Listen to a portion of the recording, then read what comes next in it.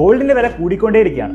കഴിഞ്ഞ ഒരു വർഷം മുൻപ് നിങ്ങൾ ഗോൾഡിൽ ഇൻവെസ്റ്റ് ചെയ്തിരുന്നെങ്കിൽ നിങ്ങൾക്ക് 30% പ്ലസ് റിട്ടേൺസ് കിട്ടിയാണ്. അങ്ങനെയാണെങ്കിൽ FD ഇടുന്ന പൈസയും സ്റ്റോക്സിൽ ഇടുന്ന പൈസയും എല്ലാം ഗോൾഡിലേക്ക് മാറ്റിയല്ല നല്ലത്.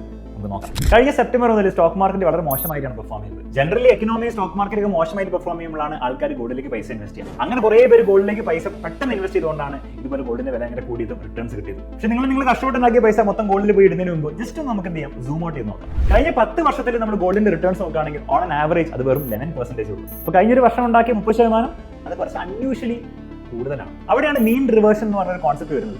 അത് എന്തൊക്കെ മുകളിലേക്ക് പോകുന്നോ അതൊക്കെ വീണ്ടും അതിന്റെ ആവറേജിലേക്ക് വരും. താഴേക്ക് പോയാലും വീണ്ടും മുകളിലേക്ക് ആവറേജിൽ വരാൻ ചാൻസ് ഉള്ളത്.